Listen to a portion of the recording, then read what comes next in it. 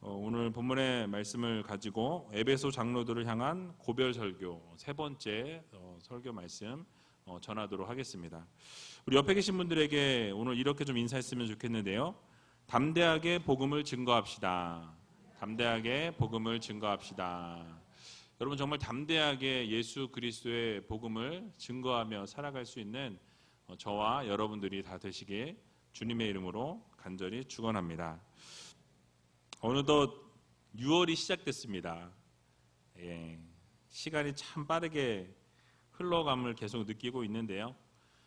다음 주에는 또 교회 설립 48주년 기념 부흥성회가 있습니다. 고민을 많이 했어요. 이거 해야 될지 말아야 될지 고민을 하고 기도하는 가운데 응답을 받았습니다. 하라고 그러셔서 하기로 마음을 먹었습니다. 여러분 은혜 받을 준비와 성령 충만함을 누릴 준비를 여러분 하셔서 은혜의 말씀을 하나도 놓치지 않는 우이제일교회 모든 성도님들이 다 되시기 바랍니다. 또 교구별 성경 퀴즈 대회도 있죠. 성경 열심히 읽고 계십니까?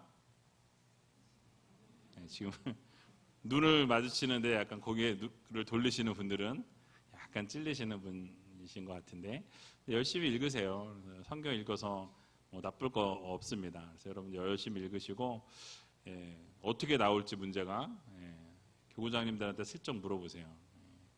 알려주실 거예요.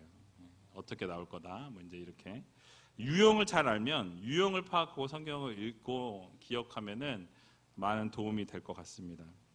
그래서 여러분 궁금하시면 교구장님들께 물어봐 주시기 바라요. 여러분 지난 주에는 바울이 성령의 매임을 받는 삶을 살았다라는 말씀을 드렸습니다. 그래서 우리도 성령의 붙잡힌 바 됨을 가지고 살아가야 한다라는 말씀을 드렸는데요. 성령에 따르는 삶을 살아야 한다라는 것이죠. 그래서 성령께서 따르라고 말씀하셨는데 그 삶을 우리가 따라가다 보니까 고난과 어려움이 있을 수 있다라는 말씀을 드렸죠. 고난과 어려움이 만약에 있을지라도 순종하는 것이 바로 성도들의 삶이다라는 것을 우리가 살펴보았습니다. 그리고 주님께서 맡겨주신 일이 어려운 일일지라도 그것이 내게 맡겨진 사명이라면 어떻게 해야 된다 그랬죠? 우리의 생명을 조금도 귀한 것으로 여기지 않고 아름답게 우리의 것을 다 올려드리는 믿음의 성도들이 되어야 한다라는 말씀을 함께 나누었습니다. 오늘 본문 말씀 역시 이 에베소 교회 장로들을 향한 이 바울의 이 마음이 담겨 있는 고별 설교입니다. 여러분 생각해 보세요. 마지막에 정말 하고 싶은 말을 이 에베소 교회 장로들을 모아놓고 설교를 했다라고 생각해 보시면 어떻게 보면 유언이에요. 마지막에 했던 이야기이기 때문에 중요한 말씀들이 담겨 있습니다. 그래서 오늘 이 말씀을 같이 함께 살펴보도록 하겠습니다. 오늘 본문 25절을 보게 되면 이렇게 말씀을 시작하고 있는데요. 우리 같이 한번 25절을 읽어보도록 하겠습니다. 보라, 내가 너희 중에 왕래하며 하나님 나라를 전파하였으나 지금은 너희가 다 내 얼굴을 다시 보지 못할 줄 아노라. 아멘. 자, 사도 바울이 고별 설교를 하는 중에 이제 작별 인사를 하는 것을 보게 됩니다. 작별 인사의 내용이 뭐냐면 다시는 내 얼굴을 너희가 볼 수 없다라고 이렇게 이야기하죠. 이 말씀은 곧 자신이 곧 순교하게 될 것이다라는 것을 예견하고 있는 본문의 말씀입니다. 사실 바울이 그 당시 바로 순교한 것은 아니고요. 시기적으로 보면 한 10여 년 후에 AD 67년쯤에 이렇게 순교하게 되는 것을 보게 됩니다. 근데 어쨌든 이 바울이 순교하기 전까지 전했던 이 중요한 메시지가 무엇인지를 오늘 이야기하고 있어요. 바로 하나님 나라였다라고 말씀하죠. 이번 부흥의 주제도 하나님 나라에 대한 부분입니다. 그래서 우리 화종부 목사님이 되게 유명하신 분이에요. 특별히 상당히 이렇게 복음주의적이고 그리고 본질에 상당히 충실한 목사님이십니다. 그래서 제가 로드맵 플러스에 갔을 때 오셔서 강의해 주시고 말씀하는 가운데 은혜를 참 많이 받았어요. 그래서 한번 모셔야 되겠다라는 마음을 가졌는데 어떻게 잘 연결이 돼서 이번에 오시게 되었습니다. 그래서 여러분들 많이 오셔서 정말 은혜 많이 받으시면 좋을 것 같아요. 어쨌든 이 하나님 나라라는 이 주제가 그 당시 유대인들에게는 상당히 익숙한 주제였습니다. 왜냐하면 구약 성경을 이미 이 유대인들은 다 알고 있었다라는 것이죠. 그래서 그토록 고대하고 있었던 하나님 나라, 그 하나님 나라가 약속대로 이제 이루어지게 될 것이다라는 것을 이 바울이 강조했습니다. 근데 어떤 것을 강조했냐면 이 구약에서 예언된 메시아, 그동안 앞으로 이 나라를 구원할 이 메시아가 바로 예수 그리스도이시다라는 것을 사도 바울이 증거했습니다. 예수 그리스도로 말미암아서 이 하나님 나라가 이미 이 땅 가운데 이루어졌고 또 하나님 나라가 예수 그리스도를 통해 이루어지고 있다라는 것을 지속적으로 가르쳤다라는 말씀이죠. 그래서 십자가에 처형되었던 예수님이 바로 하나님 나라의 이 중심 인물이다라는 것을 이 바울이 가르쳤습니다. 예수 그리스도에 대한 믿음으로 하나님 나라의 일원이 너희들도 될 수 있다라는 것을 강조했다라는 것이죠. 결국 우리가 지금 말하고 있는 복음이라고 생각하면 될 것 같아요. 하나님 나라와 복음은 같은 개념으로 생각해 보시면 될 것 같습니다. 바울은 예수 그리스도께서 그동안 기다렸던 메시아가 바로 그 예수님이심을, 그분이심을 믿고 받아들이라라는 것을 이야기하죠. 근데 유대인들 중에 지금도 아직 메시아를 기다리고 있는 자들도 많이 있는 것을 보게 됩니다. 근데 어쨌든 우리가 이 살아 생전에 이 하나님 나라, 즉 복음을 우리는 증거하는 삶을 살아가야 할 것입니다. 그래서 여러분, 예수님께서 이 땅에 오셔서 우리를 위해서 흘려주신 이 보혈의 피, 이 은혜의 보혈의 피를 기억하시면서 우리가 그 피를 믿음으로 말미암아 구원을 얻게 되었습니다. 여러분, 얼마나 은혜예요. 영원히 죽을 수밖에 없었던 우리들이 주님의 피로, 주님의 은혜로, 사랑으로 우리가 영원한 천국, 하나님 나라를 소유하게 되었다라는 것이죠. 그래서 이 하나님 나라, 하나님의 나라 백성 삼아 주신 것에 감사하면서 여러분 주변에 믿지 않는 분들에게 예수 그리스도를, 복음을 증거할 수 있는, 이 하나님 나라를 선포할 수 있는 귀한 의제롭게 모든 성도님들이 다 되시기 바랍니다. 자, 그리고 26절부터는요, 이제 바울이 에베소 교회의 미래를 예언합니다. 그러면서 이 장로들을 모아놓고 이 남겼던 권면과 당부의 말이 기록되어져 있는데요. 무엇을 가장 먼저 권면하고 당부합니까? 오늘 본문 26절과 27절을 같이 한번 읽어보도록 하겠습니다. 그러므로 오늘 너희에게 증거하노니 모든 사람의 피에 대하여 내가 깨끗하니 이는 내가 꺼리지 않고 하나님의 뜻을 다한 너희에게 전하였음이라. 아멘. 자, 바울이 지금 뭐라고 이야기합니까? 모든 사람의 피에 대해서 내가 어떻게 하다? 깨끗하다라고 이렇게 선포하고 있는 것을 보게 되죠. 여러분, 이 말씀은요, 에스겔 3장 말씀을 지금 사도 바울이 인용하고 있는 건데요. 조금 길지만 우리 에스겔서 3장 16절에서 21절의 말씀을 같이 한번 찾아서 읽어보도록 하겠습니다. 에스겔 3장 16절에서 21절까지 좀 길지만 우리 같이 한번 읽어보도록 하겠습니다. 이 본문의 말씀을 인용을 한 거거든요. 그래서 찾아보세요. 이거 준비가 안 돼 있습니다. 1153면에 있습니다. 구약성경 1153면 에스겔 3장 16절에서 21절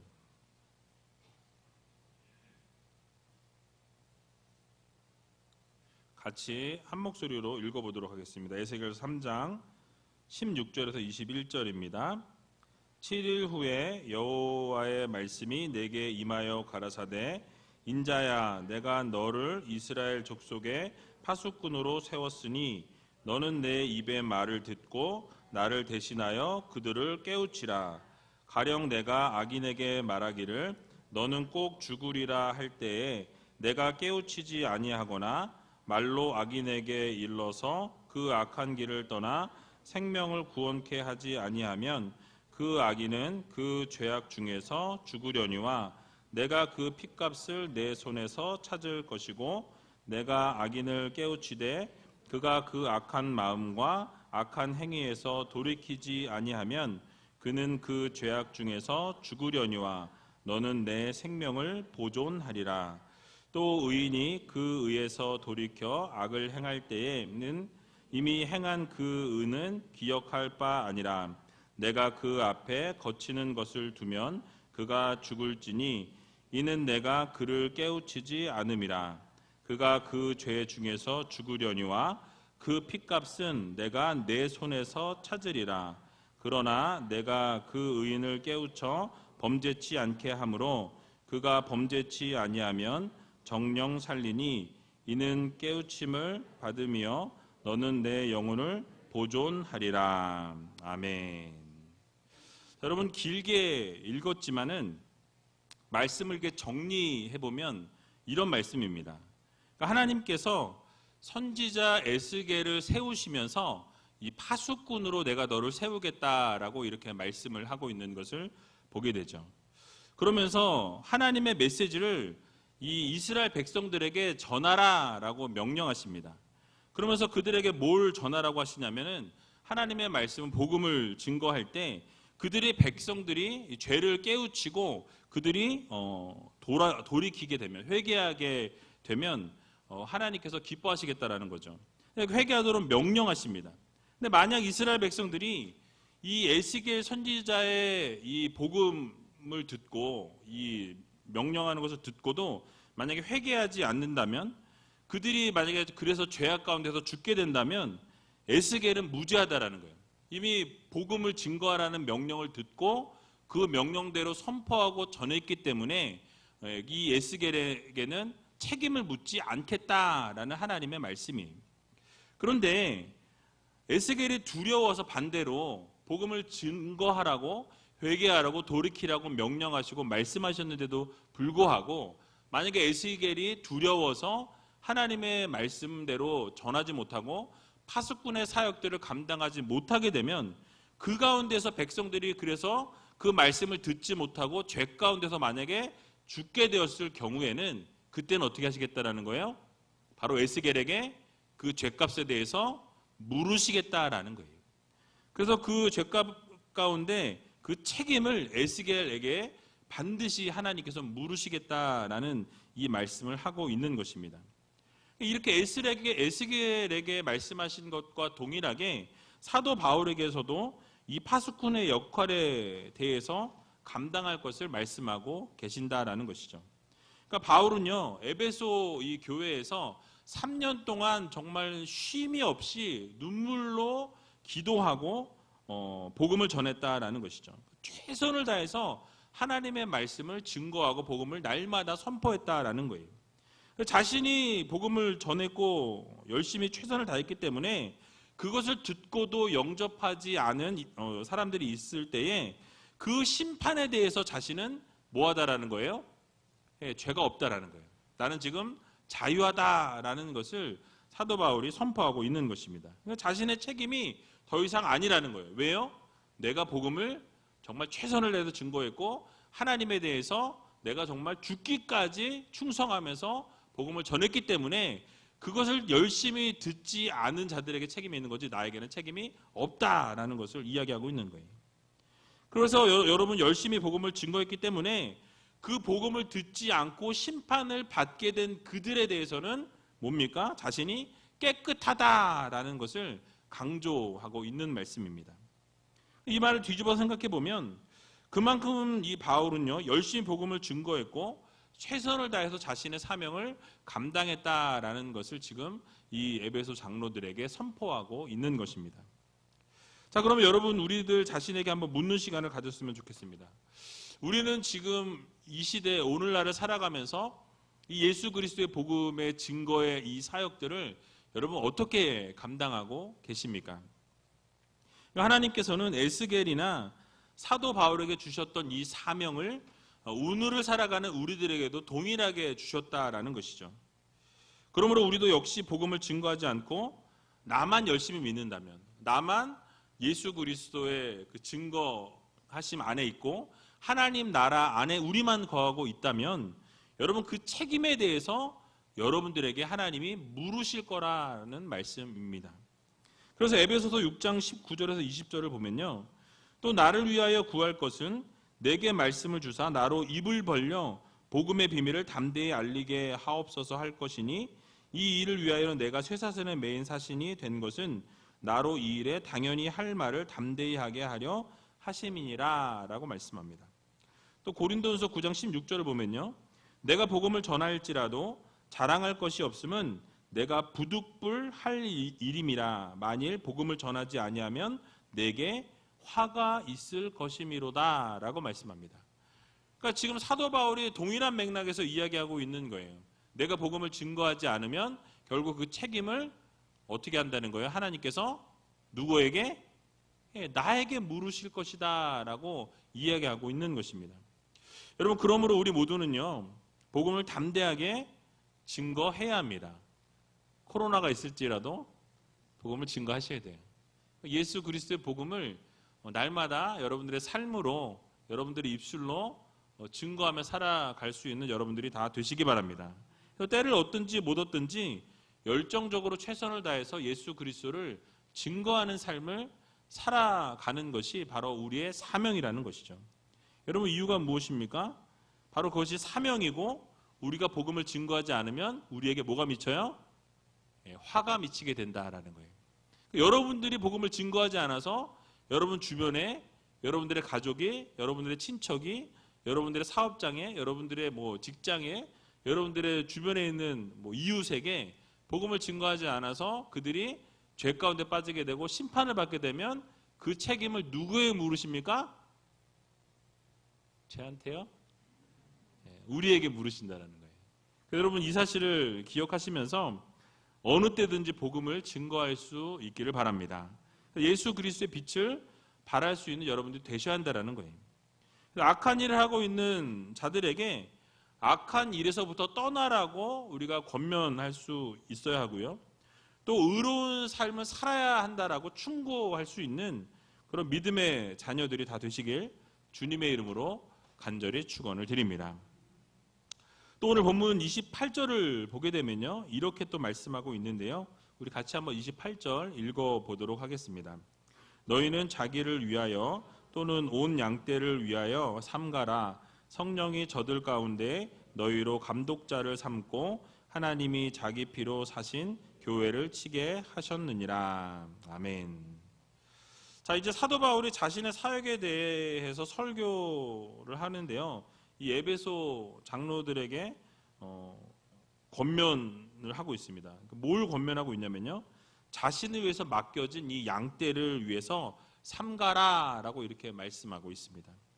즉 사도 바울이 지속적으로 주의를 기울이고 경계를 했던 것처럼 에베소 교회 장로들 역시 자신을 위해서, 그들에게 맡겨진 그 양떼들을 위해서 지속적인 경계를 늦추어서는 안 된다라는 거예요. 끝까지 그들을 책임을 지라라는 말씀이죠. 여러분, 그 당시 에베소 주변에는요, 거짓된 가르침을 이렇게 증거하는 이단들이 많이 있었습니다. 그래서 그 이단들을 경계하고, 그래서 지금 에베소 교회의 장로들이 주변에 있는 이 이단들에게 빠지지 않도록, 그 성도들이 빠지지 않도록 주의해서 보고 늘 경계해서 주변을 잘 살피라라는 이 말씀을 하고 있는 거예요. 그래서 앞에서 언급했던 것처럼 이 복음의 파수꾼의 역할을 잊지 말고 교인들이 하나님의 뜻 가운데 늘 거할 수 있도록 삼가하고 돌아보라라는 말씀이에요. 가르치라는 말씀입니다. 그리고 그렇게 열심히 사역을 감당해야 할 이유를 밝히는데요, 그게 성령께서 성도들 가운데서 에베소 교회의 감독자로 부르셨다라는 것을 강조하죠. 즉 바울이 이 에베소 교회를 떠나면서 에베소 교회 장로들에게 이 교회를 맡겼습니다. 교회를 부탁하고 떠나긴 했는데 그 교회를 맡기신 분이 사실은 이 사도 바울이 맡겼지만은 그걸 정말로 진정으로 부탁하신 분은 누구십니까? 성령 하나님이시다라는 것을 말씀하고 있어요.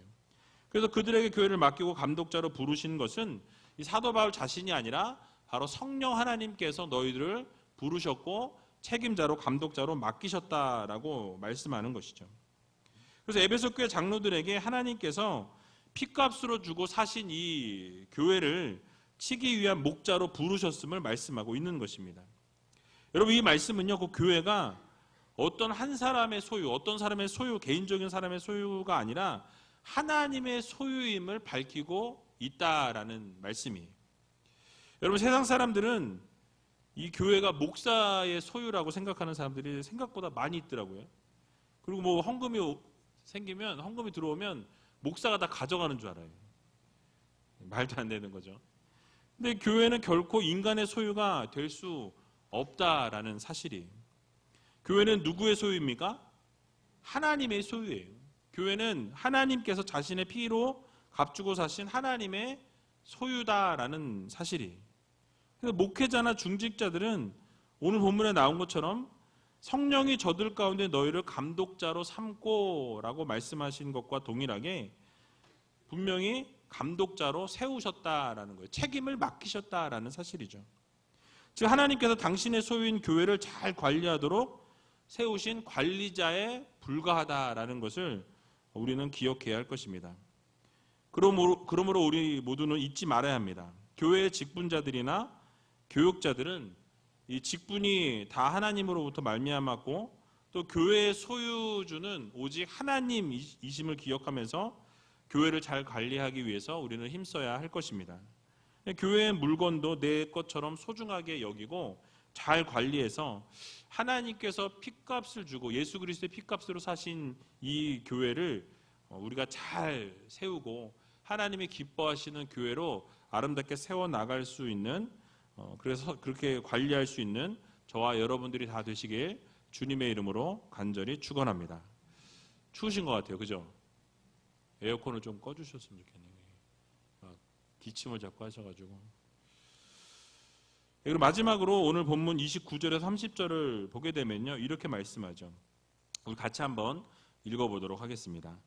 내가 떠난 후에 흉악한 이리가 너희에게 들어와서 그 양떼를 아끼지 아니하며 또한 너희 중에서도 제자들을 끌어 자기를 쫓게 하려고 어그러진 말을 하는 사람들이 일어날 줄을 내가 아노니. 아멘. 자, 이 말씀은 사도 바울이 에베소 교회 장로들에게 교회를 이렇게 부탁하면서요, 앞으로 교회에 발생하게 될 이단들의 공격에 대해서 당부하고 있는 거예요. 곧 이단들이 이렇게 닥쳐올 수 있고 힘들게 할 수 있고 어렵게 할 수 있으니까 그것을 어떻게 해라? 잘 관리하고 잘 막으라라는 권면을, 명령을 하고 있는 것입니다. 사도 바울이 교회 공동체를 공격하는 자들에 대해서 흉악한 일이라고 이렇게 표현하고 있습니다.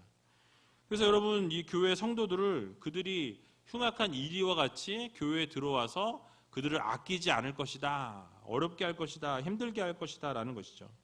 여러분, 일이라고 생각하면 그냥 일이도 아니고 흉악한 일이라고 생각하면 어떻습니까?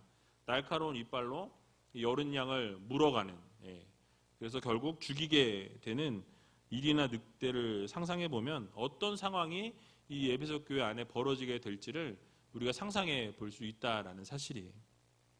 즉 이단이나 거짓 선지자들이 교회 외부에서 교회 안으로 들어와서 교회 공동체를 어지럽히고 또 이 성도들을 흩어지게 하는, 신앙을 해칠 수 있기 때문에 그들을 조심해야 한다라는 것을 경고하고 있습니다.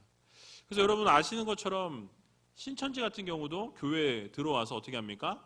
추수꾼이라는 명목으로 들어와서 교회를 흐트러 놓고, 그리고 교회가 풍지박산 나게 하고 서로가 서로를 싸우게 만들고, 자기들은 뒤로 빠져나가는 것을 보게 되죠. 그래서 여러분 이런 일들이 이 당시에도 일어났었다라는 거죠. 교회 공동체 안에 이 거짓 선지자들이 많이 있었다라는 거예요. 거짓 교사들이 일어나서 이 내부에서 서로 미혹하게 할 것이다 라고 말씀하고 있습니다. 그래서 조심할 것을 당부하죠. 즉 교회 공동체 안에도 이 제자들을 이끌어내서 자기 자신을 따르게 하려고, 그래서 자기 이름을 드러내고 사람들을 이렇게 미혹하는 일들이 많이 있었던 것입니다. 그래서 어그러진 말을 하는 사람들이 일어나게 될 것이다 라고 말씀하고 있죠. 여기서 어그러진이라는 이 단어는요, 비틀다, 왜곡하다라는 뜻을 가지고 있습니다. 그래서 하나님의 말씀을 하나님께서 가르쳐 주신 이 바울이 전해준 그 복음을 어그러뜨리는 거예요. 왜곡시키고 삐뚤어지게 복음을 다시 가르쳐서 하나님으로부터 멀어지게, 서로 싸우고 다투고 하나님과는 멀어진 삶을 살게 하는 그런 어떤 거짓 교사들이 이 교회 안으로 들어와서 어그러진 삶을 살도록, 힘든 삶을 살게 하도록 만들 것이다 라고 이야기하는 것이죠. 교인들로 하여금 달콤한 유혹을 하고요, 하나님의 가르쳐 주신 구원의 말씀으로부터 떠나게 하는 자들을 말씀하고 있는 것입니다. 여러분, 오늘날도 보게 되면요, 이런 사람들이 종종 있어요. 자신을 추종하는 세력을 만들기 위해서 어떻게 합니까? 이렇게 사람들을 이간하는 사람들이 있어요. 기존 교회 공동체로부터 사람들에게 분리해내는 그런 행동을 한 사람들이 많이 있는 것을 보게 됩니다. 우리는 이런 사람들을 경계해야 돼요. 교회는 예수 그리스도를 머리로 하는 공동체입니다. 주님이 머리가 되시고 온 성도들이 지체가 되어서 하나를 이루는 구원 공동체가 되어야 한다라는 사실이에요. 그런데 교회 안에서 어그러진 말을 해서 교회를 분열하게 하고 갈라지게 하고 서로 싸우게 하고 다투게 하는 사람이 혹시 있다면 오늘 본문에 말씀하고 있는 이 흉악한 이와 같은 자들이다라고 오늘 성경은 경고하고 있습니다. 결국 사실을 왜곡시켜서 잘못된 생각과 잘못된 마음을 갖게 한다라는 것이죠. 결국은 교회를 그래서 떠나게 하는 일들이 비일비재하게 일어나고 있는 것을 보게 됩니다. 여러분, 오늘을 살아가는 우리들, 이 교회 안에도 이런 사람들이 있는 것을 보게 되는 것이죠. 본인의 어떤 부귀와 영화를 위해서 또는 자신을 드러내기 위해서 이런 일들이 비일비재하게 일어나는 것을 보게 됩니다. 그래서 여러분, 이런 것에 대해서 주님께서는 분명히 책임을 물으신다라는 거예요. 아까 살펴본 것처럼 분명히 그것에 대해서 하나님께서는 반드시 물으신다라는 것을 우리는 기억해야 할 것입니다. 요즘 제가 이제 느끼고 생각하고 있는 것이 뭐냐면 이 코로나19 사태를 보면서 언론에서 계속해서 이 교회가 코로나19로 퍼뜨리는 온상지인 것처럼 계속해서 이렇게 언론에서 드러내고 있는 것을 보게 됩니다. 저는 이게 하나님께서 분명히 반드시 저는 치실 거라고 생각해요. 그냥 넘어가지 않으실 거라고 저는 믿습니다. 그렇게 기도하고 있어요. 결국 그렇게 거짓으로 오도하는 그 자들에 대해서는 하나님이 반드시 심판하실 거라고 저는 믿습니다. 여러분, 그래서 이 잘못된 것에 대해서는 반드시 하나님이 심판하시고 그 죄에 대해서 그 죄값을 물으신다라는 것을 우리는 기억해야 할 것입니다. 그래서 오늘 본문에서도 말씀하고 있는 것처럼 우리는 하나님께서 피값으로 세우신 이 교회를 잘 관리하고 이 교회를 하나님께서 맡겨주신 이 교회 안의 사명들을 우리가 잘 감당해야 한다라는 거예요. 여러분, 어둠의 세력들과 이 세상의 공중권세 잡은 자들은요, 어떻게든 교회를 넘어뜨리려고 하고요, 또 좋지 않은 인상을 심어줍니다. 그래서 교회를 떠나게 만들고요, 교회라는 지금 공동체가 세상에서 어떻습니까? 그 댓글들 보면요, 아주 황당하고 정말 요즘은 아예 댓글 아예 안 봐요. 열이 너무 받아가지고. 그러니까 보면 화가 나는 거예요. 보면 열이 받아요. 그래서 여러분, 이 교회에 대한 좋지 않은 이 프레임을 딱 만들어 놓고 그 좋지 않은 프레임에다 교회를 다 끼워 넣어서 세상에서는 이 교회가 완전히 무슨 코로나 온상처럼 그렇게 오도하고 있는 것을 보게 되죠. 근데 여러분, 이런 거짓에 우리는 속아서는 안 된다라는 거예요. 여러분, 이런 거짓에 여러분 넘어가지 마시기 바랍니다. 그래서 우리는요, 하나님께서 반드시 하나님 앞에 섰을 때 여러분들에게 물으실 거라는 거예요. 그때 우리가 이 바울이 고백했던 것처럼 이 사람들에 대해 이 피에 대해서 우리는 정직하다, 깨끗하다라고 하나님 앞에 당당하게 말할 수 있는 그런 우리제일 교회 성도님들이 다 되시기 바랍니다. 그래서 복음을 증거하시고 삶으로도 증거하시고 입으로도 증거하시고 그래서 정말 하나님 앞에 섰을 때 하나님의 그 은혜와 사랑 안에 거하면서 이 모든 것들에 대해서 정말 당당하게 증거할 수 있는 그래서 주님 앞에 섰을 때 잘했다 충성된 종이라 일컬음 받을 수 있는 저와 여러분들이 다 되시길 주님의 이름으로 간절히 축원을 드립니다.